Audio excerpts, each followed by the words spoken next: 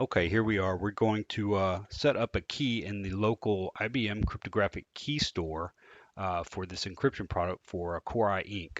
product. Let's start our command to begin the product. Core I Inc. Here we are with the main menu. First thing to determine whenever you start encryption policy is to you got to designate who's going to be doing the key management and who's going to be do the encryption. You can designate user profiles to do one or the other, but not both. It's a separation of duties thing, and that is how this application is set up. So option one under administration is the first thing we have to do. We have to take our user profile that we're currently signed on with and designated a duty, whether it's going to be encryption or key management. In this case, it's going to be key management. Under normal circumstances, that has to be QSEC offer that goes in and designates those user profiles to the different duties. Because this is the trial version, it's going to allow us. There's the little pop-up note saying that it would require QSEC offer if it wasn't a trial version. So we're going to proceed. And you see that we currently do have a user profile set up, which is our current user profile. Encryption authorization is set to no. Key management is yes. That's good. We're not going to set any of the notifications for this. So we're good. Hit enter. Let's back out of here and let's proceed on to maintenance. And under maintain key management, you would normally need secadmin special profile to do this because it interfaces and you not normally you always will need to secadmin. Not even in trial version can you get around it because it interfaces directly with the IBM cryptographic APIs that does the local key store setting. So make sure you've got a user profile that you can get in with secadmin to be able to do this. So we'll take option two.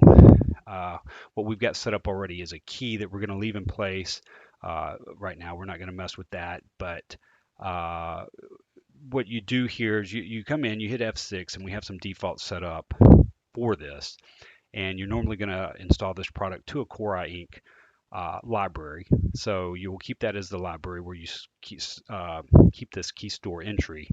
You're going to have a key store name that defaults to Core I Store 1.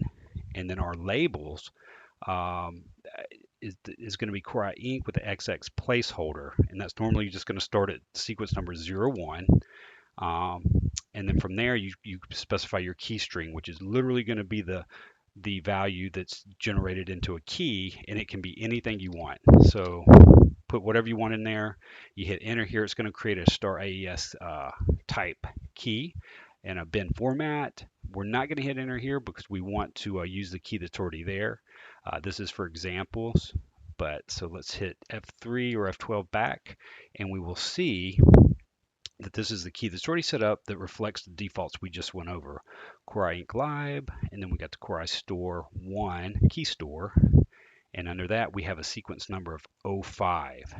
You know, that was the XX, and we go in sequence number order. We apparently had 1 through 4 taken already, so this is the one we've got set now with a test string, and it's an AES bin. And it will even show you the hex format for that key. And once that's set up, it's literally generated by the key store and it's hidden well within the cryptographic key store locally by IBM, and it cannot be retrieved there, and it's used directly with the field procedure for encrypting and decrypting data. Okay, let's back out of here. And yeah, that's pretty much it. That's the only thing you need to do is make sure your user profile is authorized by QSEC offer to set the key up, and then option 2 to set the key up. And once you have set that up, one last reminder or point to make is what you will hand off to the encryption team, the people that have the duty of actually encrypting the data. They will need the key lib, the key store, and the key label.